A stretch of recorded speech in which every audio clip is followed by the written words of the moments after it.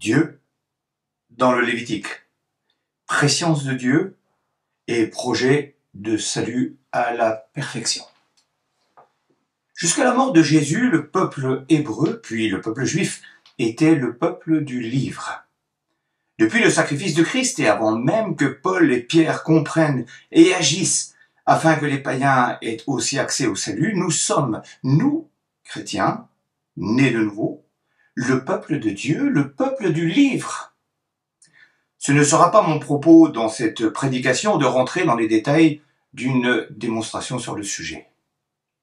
Mais si nous sommes le peuple du livre, et si nous nous targuons d'être le peuple de Dieu, connaissons-nous bien le livre en question et son auteur?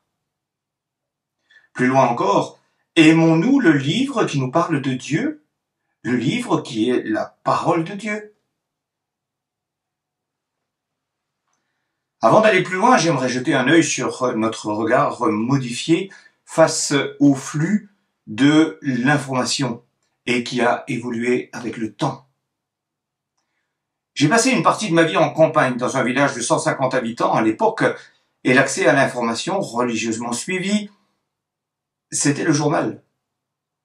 Et les échanges allaient bon train, en particulier dans les cafés et dans les coins de rue. Un peu plus tard, les infos passaient par les ondes, et je me souviens de ces repas chez mes futurs beaux-parents qui commençaient par la prière, juste avant les infos de 13 heures. Ces infos de 13 heures qui étaient diffusées par un poste TSF sur Radio Luxembourg. Les personnes de mon âge comprendront. Il y a plus de 30 ans, Maurice Allègre, responsable de l'armée du salut à l'époque à Nancy, nous encourageait à revenir au journal papier pour qu'on y trouve des infos locales, et il mentionnait que, en tant que chrétien, on se devait d'être au courant de la vie locale, de ce qui se passait dans notre quartier. Nous devions nous soucier de notre prochain comme le bon samaritain. En 2024, les imprimeries ferment les unes après les autres. Écologie oblige. La pandémie nous a appris à fermer la TV à l'heure des infos entourées par une heure de publicité en général. De notre précieux. De moins de 10 cm sur 5 en général et quelques millimètres d'épaisseur, j'ai accès en temps réel aux infos du monde entier et dans toutes les langues. Mais, comme je me méfie de l'auteur, qui cherche juste apparemment à m'endoctriner, c'est évident, n'est-ce pas? Je ne lis et ne visionne que ce qui est conforme à ce que j'estime être la vérité. De plus, les preuves fournies sont-elles encore authentiques, puisqu'on peut fabriquer des montages photos? Je dirais même, on peut même fabriquer des photos avec l'intelligence artificielle et des vidéos plus vraies que nature. Finalement, j'ai accès à des millions d'informations, mais j'ai trop de méfiance sur l'informateur et sur l'information elle-même. Depuis, je vis dans une bulle, dans ma bulle, avec l'impression d'être au courant de ce qui se passe autour de moi et dans le monde. Une seule chose retiendra mon attention, tout ce qui touche à mes émotions bien personnelles. La mort de mon chat sera une énorme catastrophe mondiale, contrairement aux milliers de morts par un tremblement de terre sur l'autre continent au même moment. Et peut-être qu'à ce moment précis, vous allez fermer vos écoutilles et vous plonger discrètement dans vos précieux pour retrouver vos habitudes, et ça je comprendrai. Cela confirmerait mon propos mentionné plus haut. Suis-je aujourd'hui en capacité de dire avec authenticité « J'aime la Bible parce que ce qu'elle dit est vrai et je fais confiance à son auteur ». Trop de gens déclarent avec un aplomb extraordinaire qu'ils connaissent la Bible sans pour autant l'avoir lue, même dans les églises. Je confesse que pour nous, les enseignants, n'avons pas toujours été à la hauteur par nos vies et nos partages pour vous aider à l'aimer réellement. Souvent, nous avons été fiers de nos connaissances et nos principes étalés à souhait. J'en suis fortement désolé. On aurait dû aider à aimer l'auteur et sa parole plus qu'y chercher une reconnaissance de nos talents oratoires. Nous devrions dire comme le psalmiste « Je serre ta parole sur mon cœur » dans le psaume 119, verset 11 et tous les autres versets. Mais dites-moi, quel est le livre de la Bible que vous ne voudriez pas relire? Ou peut-être toujours en toute authenticité, quel est le livre de la Bible que vous n'avez jamais voulu aborder? Pardon, ma question elle est mauvaise. Si vous avez posé un déni sur un livre de la Bible, pourquoi j'ose le remettre en mémoire? Et si aujourd'hui, je vous donnais une bonne raison de l'aimer? Vous faites confiance à l'auteur, Dieu, que vous connaissez de manière personnelle depuis votre nouvelle naissance. Alors, voyons ensemble ce qu'il me dit dans sa page info du livre de Lévitique. Pas d'inquiétude. Je ne vais pas aborder les lois ou une grande explication sur les sacrifices. Les descendants de Lévi ont payé un lourd tribut sur le sujet dans leur manière de s'habiller et de travailler pour répondre à la demande de Dieu sur la manière d'exercer leur ministère. Mais en Christ, nous avons été libérés physiquement de ces applications d'une grande lourdeur et d'un poids imposant financièrement. Voyons donc le livre du Lévitique sous un autre angle. Je vais lire juste quelques versets, notamment dans le chapitre 6 du verset 1er et le verset 2, puis du verset 7 au verset 16.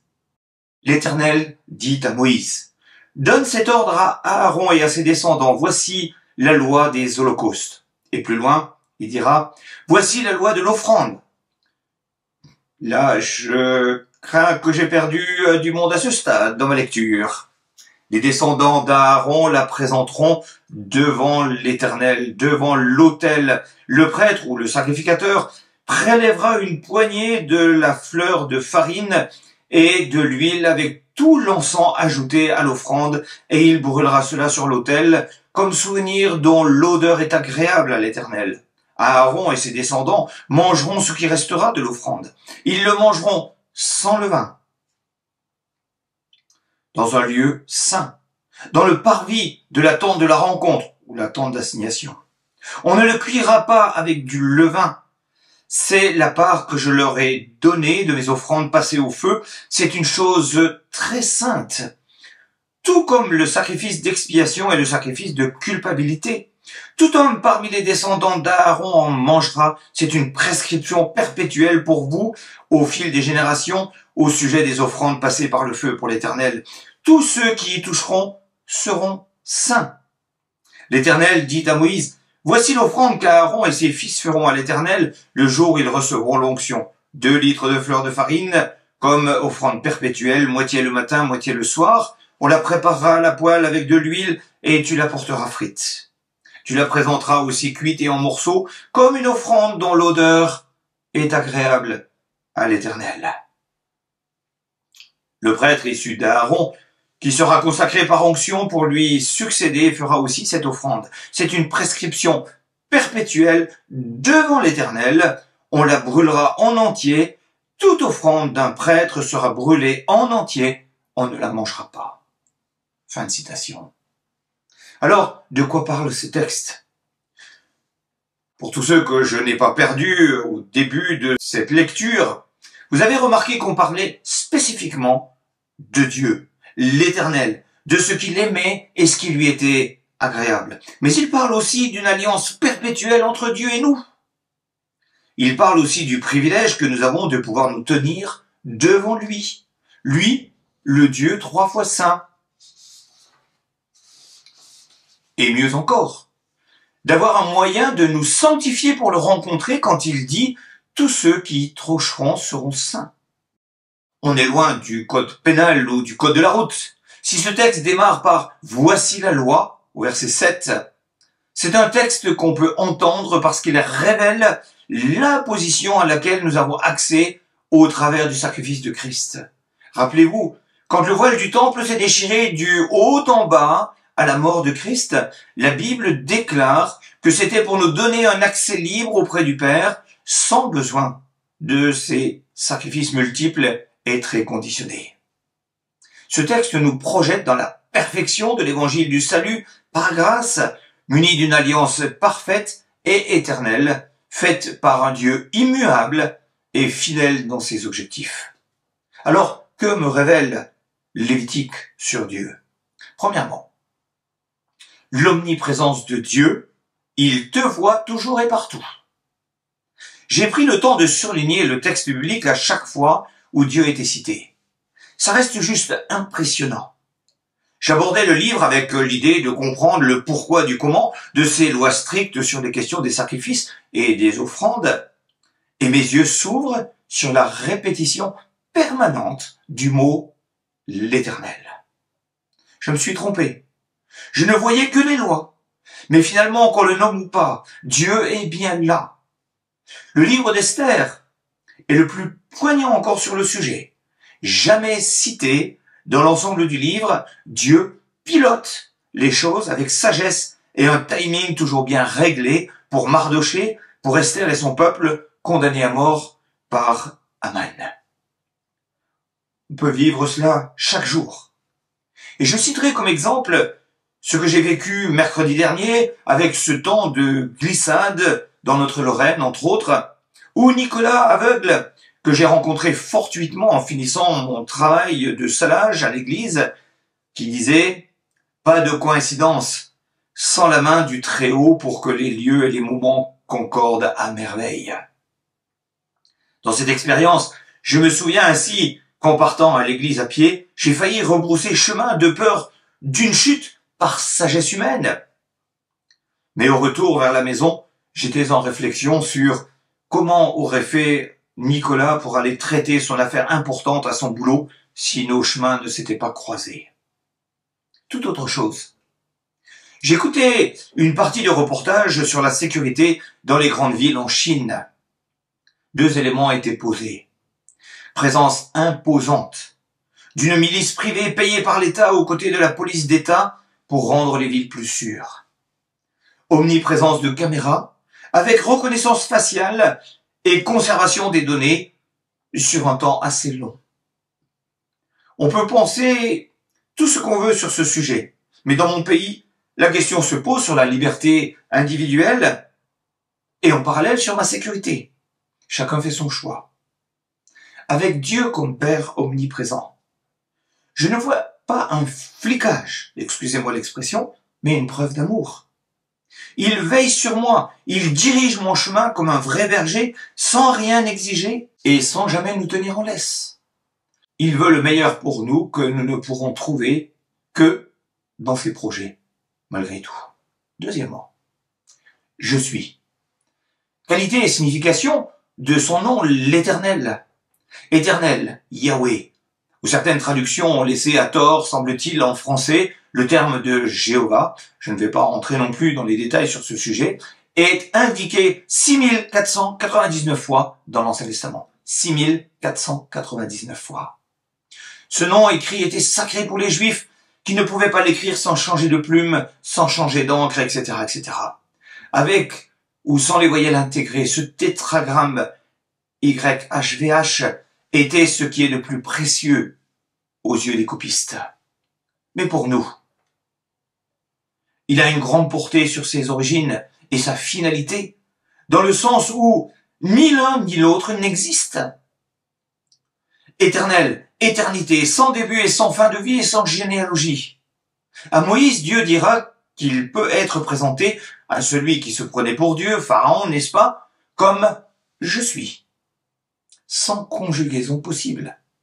Ce n'est pas « j'étais » ou « je serai », mais « je suis ». De toujours j'existe et j'existerai. Un collègue écrit dans Exode 3, verset 14, le tétragramme YHVH signifie en effet celui qui est. Nous trouvons dans ce nom à la fois l'affirmation métaphysique de l'être éternellement présent, je suis, qui est à l'origine et au terme de toute existence. Dieu unique, incomparable, sans limitation, et l'affirmation morale et spirituelle de la fidélité divine.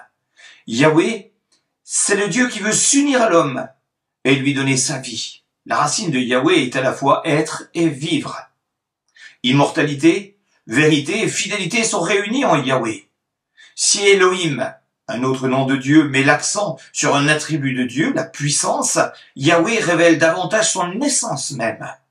L'usage de ce dernier nom montre qu'il se rapporte au Dieu de la rédemption et de l'alliance qui se révèle à l'homme pour le sauver. Fin de citation. À la différence de Dieu, nous avons un début qui se situe à la conception. Par contre, la résurrection de Jésus confère à ceux qu'il a sauvés la vie éternelle et aux autres la mort éternelle, et j'ai bien dit éternelle dans les deux cas. Troisièmement, il y a une perfection dans la réalisation du plan de Dieu. Le plan de Dieu était de mettre toute une population heureuse et éternelle dans l'Éden céleste. Ainsi, tout un chacun vivrait avec Dieu à la lumière de sa gloire et en dehors de tout péché. Mais, comme tout le monde le sait, et comme le déclarera la parole de Dieu, un ange a voulu prendre la place de Dieu. Il a ainsi participé à sa propre déchéance et il est devenu Satan, l'ennemi de Dieu.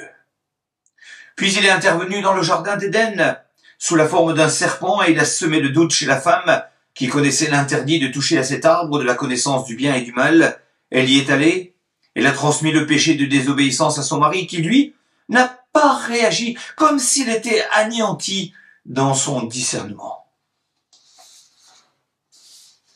Et Adam a transmis à toute l'humanité ce péché. Il est l'homme cité dans Romains comme étant le premier à faire entrer le péché dans le monde et Jésus, le second Adam qui est mort pour apporter la résurrection et la vie suite au péché. De plus, la correspondance est touchante. Lévitique parlera d'animaux sans défaut et sans tache pour prouver que le parfait était la suite logique et la finalité de l'ensemble de ces sacrifices de l'Ancien Testament.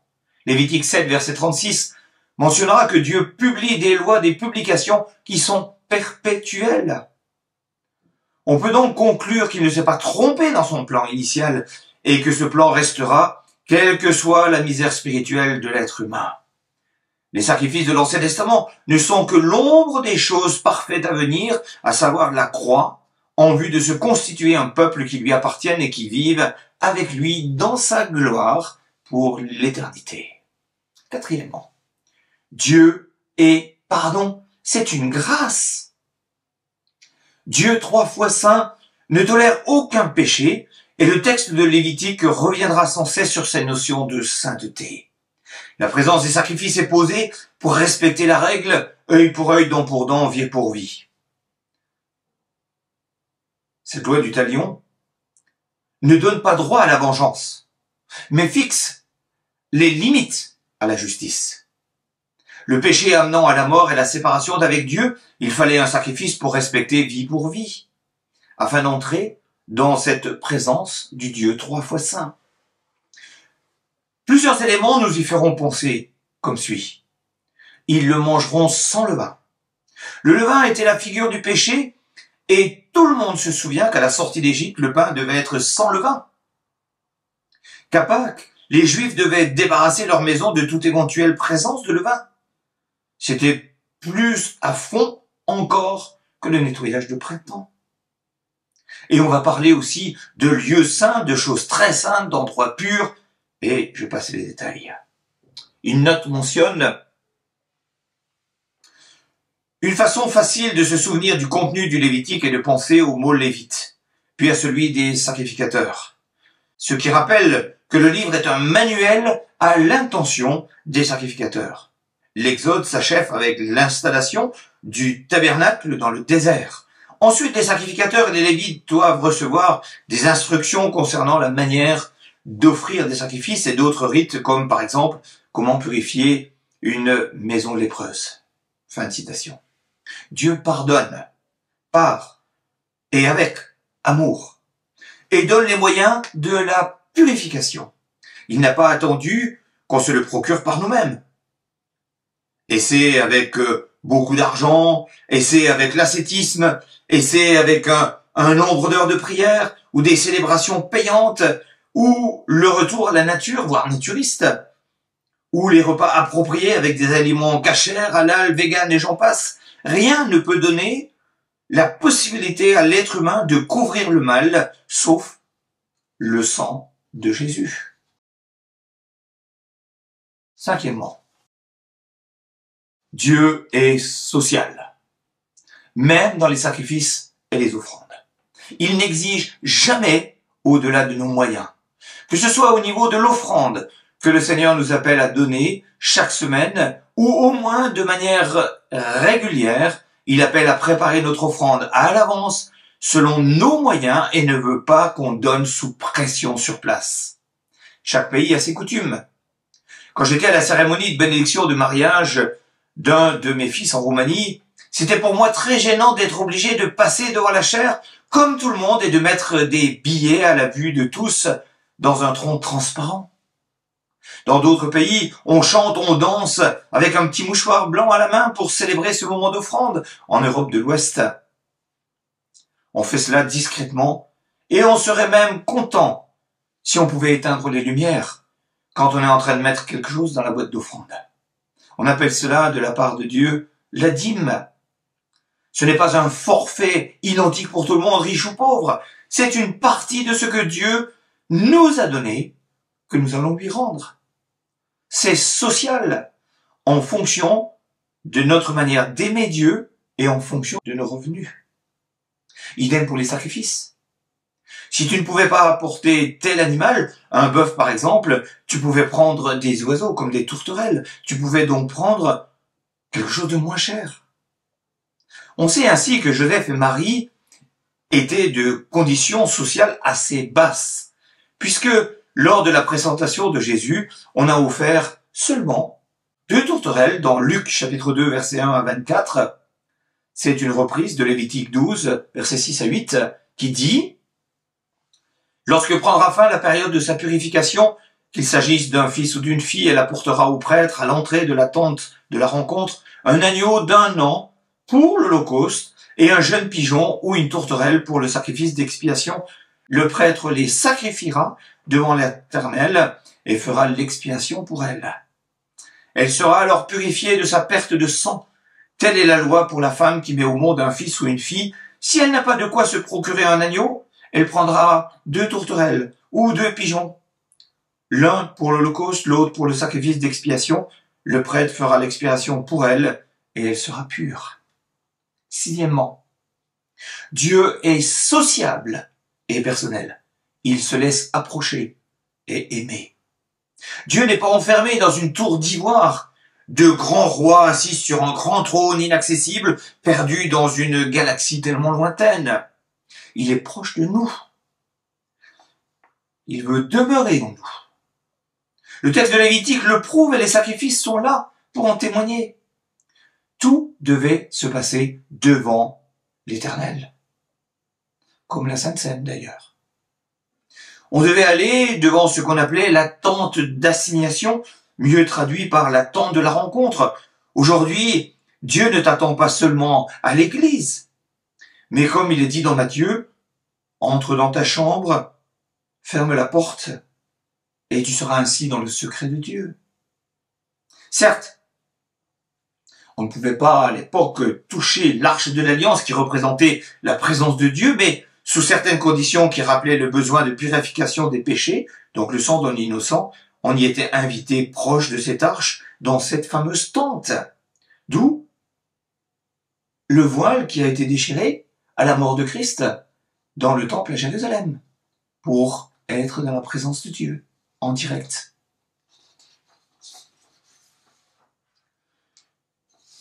Dieu est un grand communicant, il parle.